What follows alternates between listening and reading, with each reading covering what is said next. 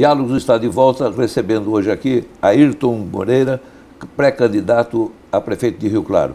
Paulo, você fez uma pergunta, vamos lá ver o que ele tem a dizer. Só retomando, para quem está acompanhando a gente a partir de agora, dentro dos encontros, né, que o Ayrton participa desse movimento, se Rio Claro fosse nossa, quais as principais demandas, Ayrton? E de quebra, já emendando uma pergunta na outra, dentro dessas necessidades, que ideias que você já conseguiu desenvolver como proposta para resolver esses problemas? Bom, quando os encontros são feitos na periferia, quando a gente conversa com a população da periferia, as principais queixas são falta de serviços públicos, então não tem o hospital, não tem o pronto atendimento, não tem a escola no bairro que a pessoa precisa, não tem a creche. Muitas vezes a gente viu nos últimos tempos a política habitacional ser pensada em bairros longínquos da periferia, onde os programas habitacionais criam então as casas, mas não criam uma infraestrutura que de fato possibilite que as pessoas vivam a cidade, tenham direitos garantidos, apenas a moradia, e muitas vezes não tão, de maneira não tão qualitativa, a qualidade não é muito interessante como as pessoas esperavam.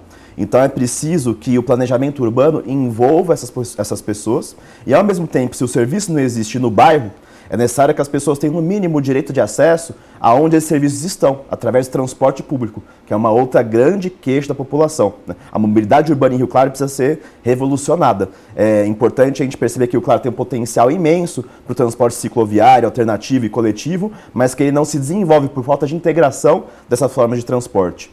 Ideias que surgiram, né, com relação à mobilidade urbana em específico, a integração, portanto, do serviço de cicloviário com o transporte coletivo, a gente fazer um plano de mobilidade urbana que, de fato, permita a gente repensar a estrutura do centro e, ao mesmo tempo, a integração das periferias com o centro, mais linhas, a possibilidade de a gente aplicar gradualmente uma diminuição do percentual aplicado para a tarifa, subsidiar o transporte, pensando em 4 anos de governo atingir a tarifa zero, tão necessária e tão reivindicada pela população em geral para ter acesso e direito à cidade, né? Não adianta a gente fazer uma nova UPA ou mesmo construir um novo hospital público se a população não tiver como ter acesso a isso.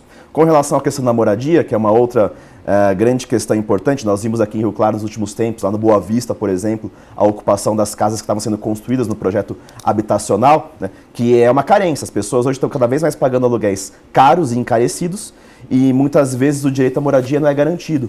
A prefeitura, inclusive, chegou a reprimir aquela ocupação, né, depois que as obras estavam paradas. Teve uma reintegração de posse e nós conhecemos muitas pessoas, como, por exemplo, os moradores do próprio Boa Vista, que hoje moram em garagem ou ainda moram de favor em outras casas. É preciso enfrentar essa questão. Como? Com um projeto habitacional que envolva, como a gente reivindica toda a tradição importante da companheira que agora faz parte do PSOL, a Erundina, da Prefeitura de São Paulo, os mutirões.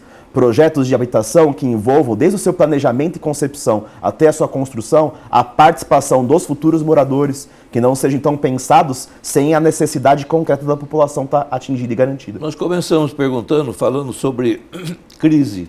Vamos voltar um pouquinho nela para saber de você o seguinte. Digamos que essa situação que nós estamos atravessando chegue a um ponto crítico que você acredita que pode causar uma convulsão social? Eu acredito que sim, né? Não só uma convulsão social, mas a crise econômica pode cada vez mais atingir as necessidades e a demanda das pessoas em geral. Nós vemos uma situação em que as prefeituras estão cada vez mais endividadas, inclusive a de Rio Claro, com relação à previdência social dos seus funcionários, com relação à capacidade de garantir os serviços públicos. Nós vimos nos últimos 2 meses, inclusive aqui em Rio Claro, a falta de capacidade da prefeitura arcar com as suas dívidas. Então, em geral, não apenas mais o IPRC. Então, essa situação pode gerar um colapso das cidades, inclusive no Rio de Janeiro, né? Nós vimos agora a questão das Olimpíadas levar o próprio estado do Rio de Janeiro a decretar calamidade pública. Então, é fundamental que a gente trate a questão com seriedade da crise econômica, da crise social, da crise política, e mais, direito da população perceber e reivindicar que essa crise não tem que atingir seus interesses, suas necessidades. Que, quando a gente vê, por exemplo, no Brasil, que os lucros, por exemplo, dos bancos, das empreiteiras continuam imensos, que a desigualdade social aumenta, enquanto que a população passa pela situação do desemprego, da falta de capacidade de comprar sua comida, pagar seu aluguel, é fundamental que a gente trate disso para impedir situações de calamidade.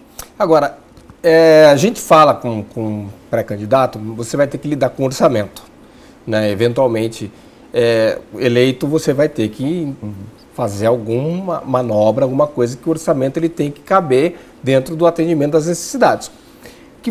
como que você enxerga o orçamento da prefeitura?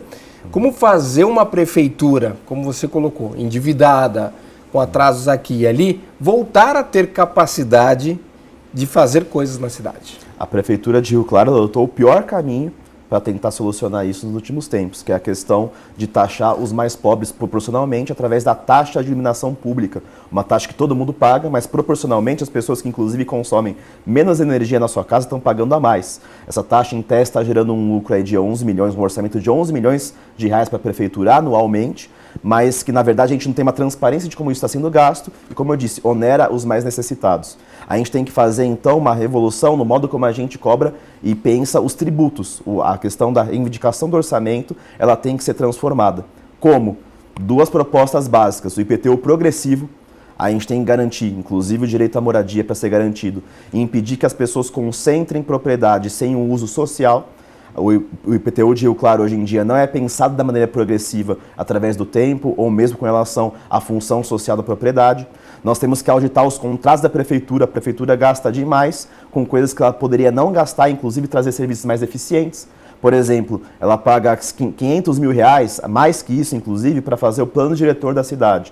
Ela pagou um pouco menos que 500 mil reais, quase 500 mil reais, para o plano de mobilidade. Já dá aí R$1 milhão para pensar um conjunto de medidas que a própria população não participou desse processo e que muitas vezes vai gerar desvios e equívocos, como por exemplo hoje lá perto do Boa Vista, do Via Indaiá, onde na rua 12B com a Avenida 24A houve uma duplicação, né, a mão dupla, mas ao mesmo tempo a população do bairro, da cidade, achou aquilo horrível. Então a população vê que a prefeitura gasta bastante para repensar o planejamento urbano, mas não consegue gastar 10, 15, 20 vezes menos que isso para fazer uma audiência pública no bairro e ouvir da população o que ela quer para aquela rua, o que ela quer para o seu bairro, o que ela quer para a cidade. Então, se a gente envolver mais o funcionalismo público e a sociedade civil na produção do planejamento urbano, gastar menos com isso e enxugar a máquina pública, não com direitos, não com a capacidade de garantir serviços públicos. Muitos candidatos falam de enxugar a máquina ou choque de gestão para cortar direitos. É o que a gente já conhece, infelizmente, do governo estadual, do governo federal, do ajuste fiscal.